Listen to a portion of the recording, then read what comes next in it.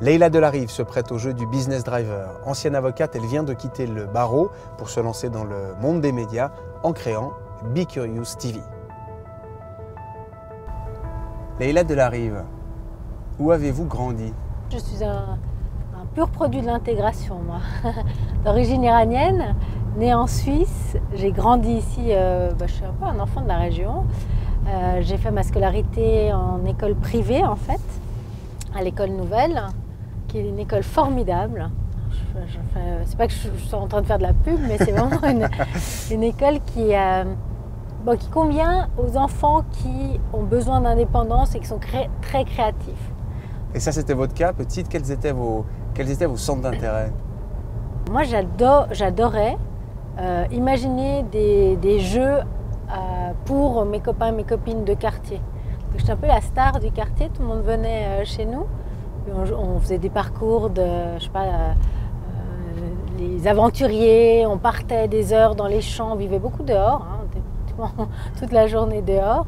Donc vous avez débuté une carrière très académique en exerçant comme avocate. Pouvez-vous nous résumer un petit peu votre parcours jusqu'à aujourd'hui? Moi, je suis devenue avocate par idéal. Par idéal en me disant je veux aller plaider, je veux vraiment plaider et défendre les cas criminels dans le fond. Vous déjà tourné vers les autres? Oui, alors totalement. C'est-à-dire que l'idée de travailler dans un bureau pour des grosses affaires financières, ça n'a jamais été vraiment mon intérêt. Mais lorsque j'ai terminé mon brevet d'avocat, j'ai jamais voulu travailler pour qui que ce soit. Et j'ai toujours tenu à être indépendante. C'est-à-dire que je ne supporte pas les hiérarchies. Donc je me suis dit, ça ne sert à rien, je vais m'épuiser à devoir convaincre la hiérarchie de telle ou telle chose. J'ai fait le choix délibéré de m'installer comme indépendante, avec toutes les contraintes et l'esclavage que cela entraîne. Donc déjà à l'époque, une vraie volonté de vous lancer dans l'entrepreneuriat? Ah, moi toujours. Mais aujourd'hui, avec du recul, maintenant j'ai suffisamment d'âge et un peu d'expérience pour le dire, mais depuis enfant, j'organisais la collecte d'argent de mes copains dans la cour d'école pour aller acheter à manger et je distribuais les petits pains et les bonbons dans la cour d'école. Et idem, voilà, comme avocate, j'avais toujours envie d'entreprendre, de faire un peu autre chose. Et à votre avis, on est entrepreneur ou alors, ou entrepreneuse dans votre cas, ou alors est-ce qu'on le devient au fur et à mesure de sa vie? Vous avez plutôt le sentiment que vous êtes toujours né avec cette volonté d'entreprendre et de créer des choses? Oui, et je pense que ça doit être un trait de caractère. Parce qu'il y a des gens qui sont aventuriers. Je ne pense pas qu'on devient aventurier. On a ce trait de caractère qui nous pousse à devenir aventurier. Alors, ce que je ne suis pas, je ne suis pas aventurière. Par contre, oui. L'entrepreneuriat, c'est quand même c'est une sorte d'aventure. Mais je suis quand même assez trouillarde. Je ne vais pas me jeter du haut de je ne sais quelle falaise ou bien faire du parachute. Par contre, oui, moi, j'ai besoin de savoir que les actions que je décide de faire sont suivies de conséquences. J'ai besoin d'une corrélation entre l'acte et le résultat, en fait.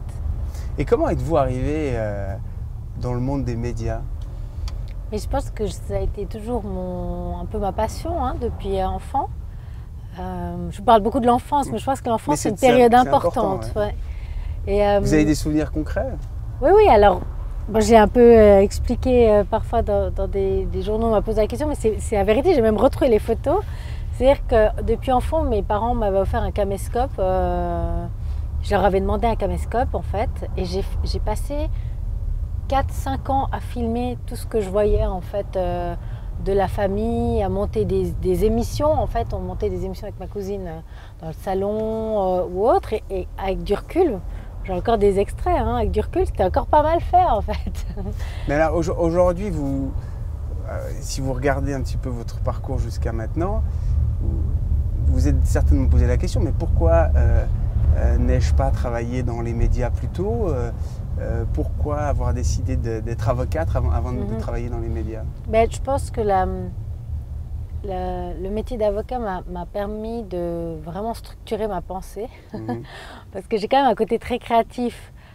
Et dans le métier d'avocat, j'essaie toujours de trouver des solutions dans tous les problèmes qui se posaient. parfois j'étais un peu trop innovante en fait par rapport au cadre juridique. Donc il y avait une sorte d'inadéquation entre ce que j'avais envie de plaider et ce que j'estimais pouvoir être soutenu à juste raison, et un cadre très rigide. Il faut des années, il faut soulever des montagnes pour pouvoir faire bouger un petit peu la jurisprudence. Mais au moins ça m'a permis de vraiment structurer, et je vois qu'aujourd'hui dans cette nouvelle aventure qui est le lancement de cette nouvelle chaîne de télévision, c'est énormément de travail ce que j'ai appris dans mon métier d'avocat. C'est à savoir sérier les problèmes, ce que j'ai appris dans mon métier d'avocat. C'est à prendre les bonnes décisions au bon moment, ce que j'ai appris aussi dans mon métier d'avocat. Donc c'est une très bonne formation pour devenir entrepreneur. Excellent. Donc racontez-nous, Be Curious TV, comment est né ce projet et en quoi consiste-t-il? Oui, ce projet, donc, alors un jour, comme quoi il faut toujours suivre les signes dans la vie, c'est très important. Un jour, je plaidais pour le 24 heures, qui est le quotidien roman local, et on m'a demandé de plaider pour les 250 ans. Il fallait en réalité défendre 4 personnalités, puis moi on m'a choisi pour défendre l'une de ces personnalités, qui était M. Rosla, donc le président du Paléo Festival. Daniel Rosla. Et donc j'ai plaidé, et l'événement a été capté pour la chaîne de télévision locale, la télé. Quelques mois plus tard, je tombe sur le directeur de la chaîne et je lui dis très spontanément: moi j'ai toujours rêvé de faire de la télévision depuis que je suis enfant, et si vous avez besoin d'une spécialiste juridique qui puisse venir vous commenter un peu l'actu juridique, avec grand plaisir. Il me dit: venez faire un test, on va voir si vous passez déjà à l'écran ou pas. Ensuite ils m'ont mise en situation de on vous passe l'antenne, vous êtes devant le tribunal cantonal, alors qu'en est-il du jugement qui vient de tomber? Donc j'ai dû improviser. Et puis c'est là que j'ai commencé en fait à intervenir. J'avais une émission juridique, le droit chemin, où on essaie d'expliquer le droit et des cas au grand public. Et puis un jour, mon côté entrepreneur a fait que le réalisateur avec lequel je travaillais, on avait mille et une idées de nouveau d'émissions, de concepts, etc. Il me dit: écoute, j'en ai pas dormi de la nuit, il y a une chaîne de télévision qui est en vente ici. Est-ce que tu vois le dossier? Je dis: mais t'es malade, qu'est-ce que tu veux, qu'on a acheté une chaîne, en plus c'est des super cher. Il me dit: mais non, c'est une toute petite chaîne, et puis je crois qu'ils en veulent pas grand chose, on peut regarder le dossier. Et puis on voit le dossier, puis là je dis non, parce que en fait le créateur de la chaîne voulait garder en fait 51% du capital action au CD49. Et alors j'ai rencontré sur le chemin de nouveau les rencontres, l'ancien directeur de Canal+ Suisse, qui a lancé en fait Canal+ au moment où il voulait entrer sur le marché suisse, avec la difficulté des abonnements, les boîtes, le cryptage, etc. Et lui, il me dit, je lui explique mon idée de chaîne de télévision qui devait tourner pour moi autour des femmes, parce que j'étais en pleine réflexion sur comment valoriser la femme qui réussit dans notre société, pour donner envie aux jeunes générations d'avoir des modèles à suivre en fait. Et je dis voilà, une chaîne qui doit tourner autour des femmes, c'était les prémices. Je n'avais pas d'idée précise, mais c'était en train de se mettre en place. Et là, il fait une analyse, il dit qu'il y a clairement un créneau, un marché, il fait les business plans et go, quoi. Donc là, j'ai commencé à essayer de voir pour les questions de financement. Alors autant dire que c'est juste mission impossible, parce que la télévision, c'est sexy sur le papier, mais surtout en Suisse, où tout le monde va vous dire: ouais, mais toutes les télévisions régionales sont en train de mourir, elles sont à l'agonie. Qu'est-ce que vous venez avec un projet de télévision? Puis en plus, aujourd'hui, plus personne ne regarde la télévision, tout le monde regarde sur le web, etc. Et moi, je ne me suis pas laissée démonter. J'avais quand même l'accord des opérateurs qui ont vraiment très favorablement accueilli le projet, en disant bah, c'est chouette, c'est une production locale, mais on voit que vous avez vraiment un angle d'attaque qui nous plaît, donc ok, pas de problème. J'ai commencé à parler avec les régies publicitaires. Mais vous avez mis plusieurs mois avant de, comment dirais-je, bêta-tester votre idée, ou très rapidement vous avez commencé avec des petits embryons d'émissions, vous avez voulu bétonner votre business plan, être hyper carré avant de vous lancer. On dit souvent que plus une idée est rapidement bêta-testée, plus on peut l'éprouver, la modifier, la malaxer et la rendre encore plus digeste. Alors, moi, toute l'histoire du projet, c'était au mois de mai de 2014. Ah oui, donc Juin, je suis allée voir les opérateurs qui m'ont dit OK. Juillet, j'ai loué des locaux. Ah oui. Septembre, on a commencé. Donc chaque mois, chaque semaine, il se passait quelque chose. Ouais. Sauf que moi, j'avais cette conviction, et je l'ai toujours, qu'il y a quelque chose à faire, en fait. Et je me suis dit, personne ne va démonter mon idée. C'est-à-dire que j'étais vraiment j'ai jamais été aussi convaincue de ce que je suis en train de faire qu'aujourd'hui. Derrière toute cette aventure, il y a une volonté qui est beaucoup plus profonde. Et c'est ça le moteur de la passion, c'est de dire, moi, tout ça vient d'un besoin individuel. C'est-à-dire que comme citoyenne, aujourd'hui, je meurs noyée dans la masse d'informations. J'ai trop d'informations. Je veux dire, cet été, on était en plein conflit entre l'Ukraine et la Russie. Il y a eu le conflit israélo-palestinien.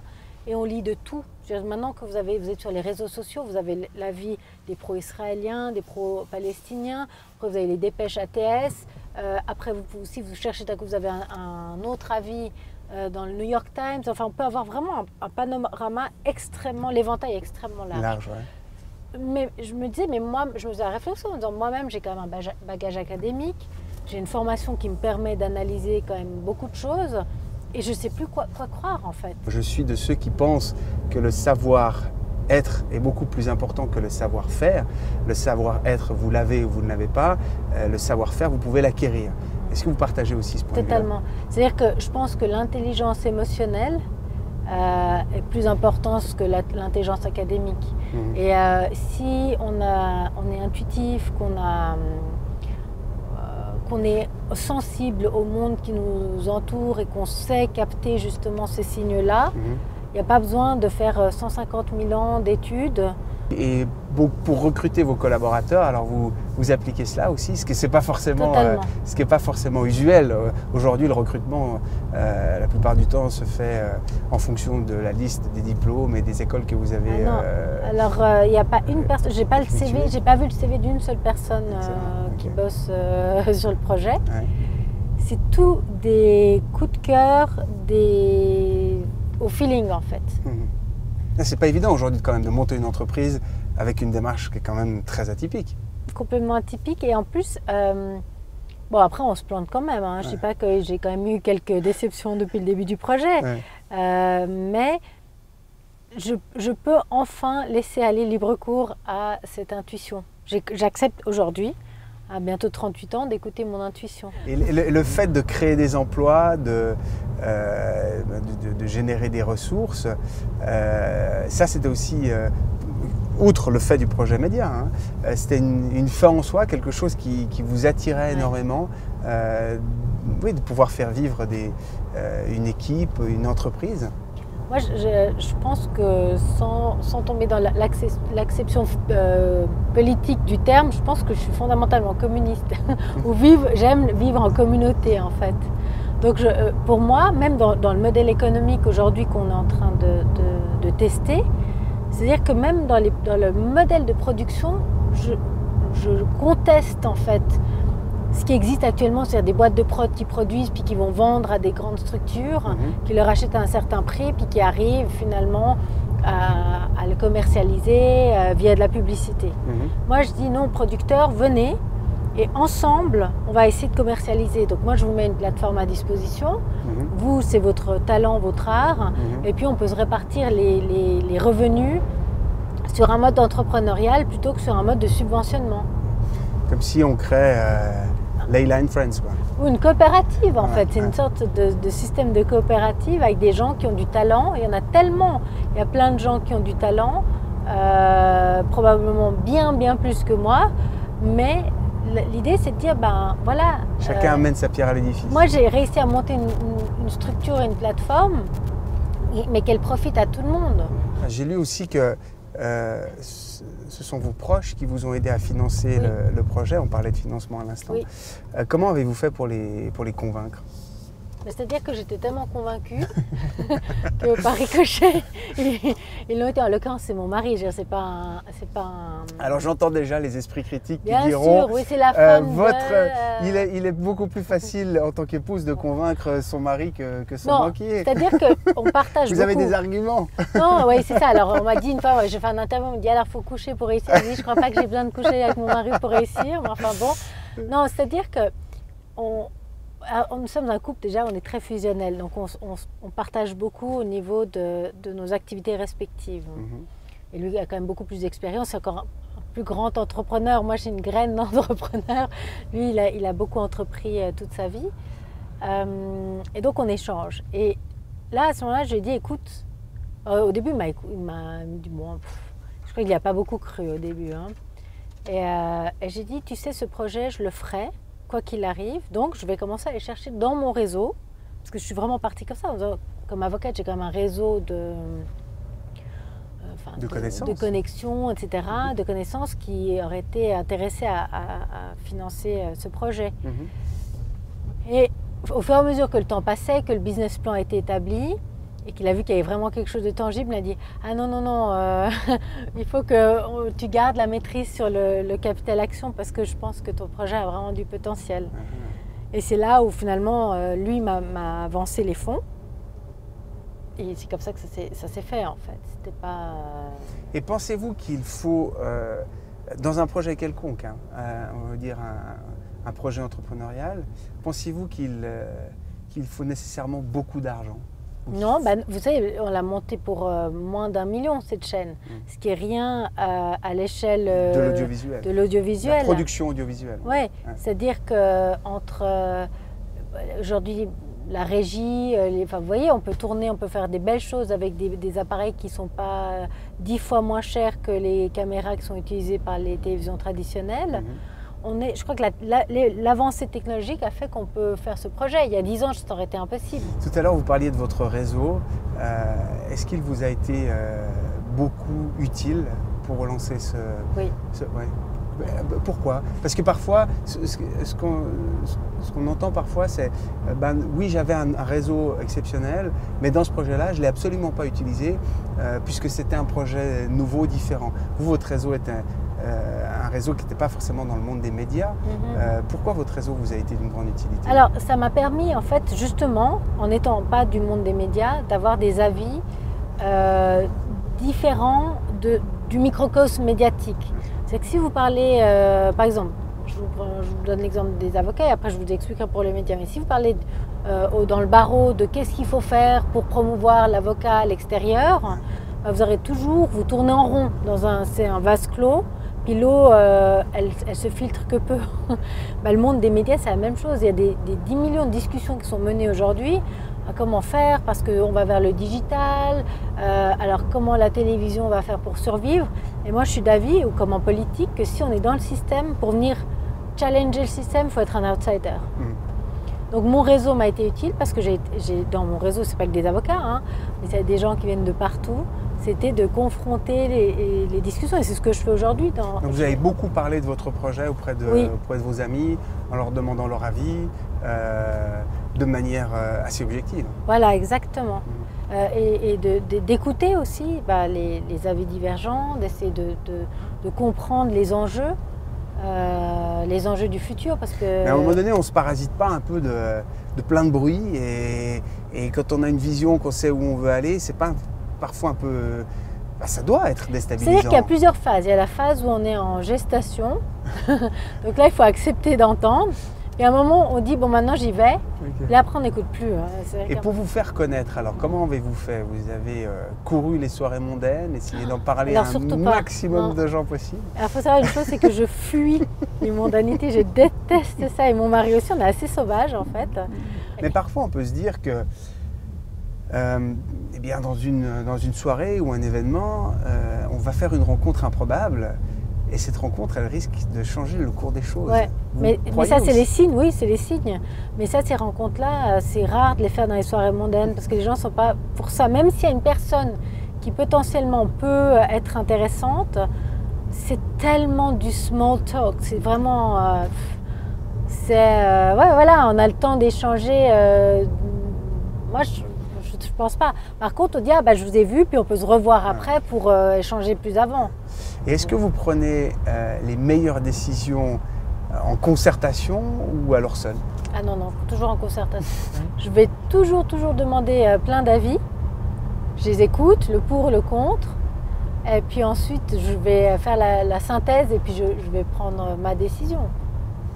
Et les meilleures idées vous viennent comment sous la douche le matin, en buvant votre café, en discutant avec votre mari, en allant luncher avec une amie? Comment... Alors après une bonne nuit de sommeil, souvent, parce que si je dors pas, je suis extrêmement vulnérable. Donc j'ai besoin de... Mais je dors pas beaucoup, mais j'ai besoin de dormir en tout cas 5-6 heures de bon sommeil.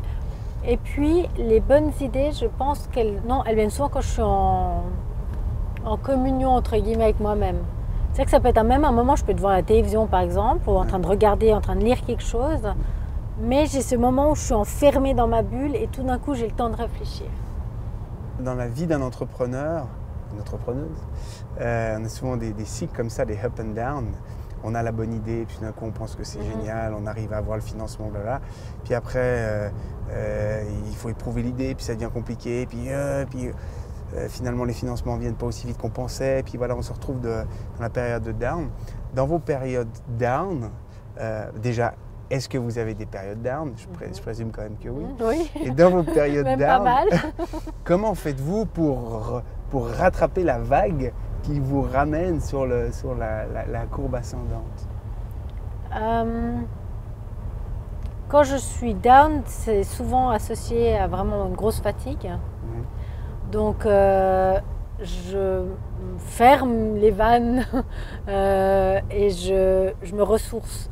Donc souvent soit on va à la montagne, c'est en famille. C'est surtout, j'ai besoin de mon cocon familial. Moi, je suis taureau, donc j'ai besoin d'un environnement familial stable. Je dors et après une bonne nuit de sommeil, je me dis voilà, c'est reparti. C'est un peu comme dans le film Autant n'emporte le vent, vous savez, quand il y a tout qui a brûlé, etc. Puis elle se lève à un moment donné, mais dit mais Tara, c'est ma terre, etc.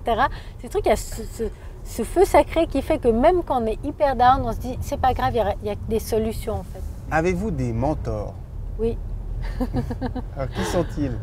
Même si j'aime pas le dire, mais je le dis parce que c'est le rendre hommage, je pense que mon mari est un mentor pour moi.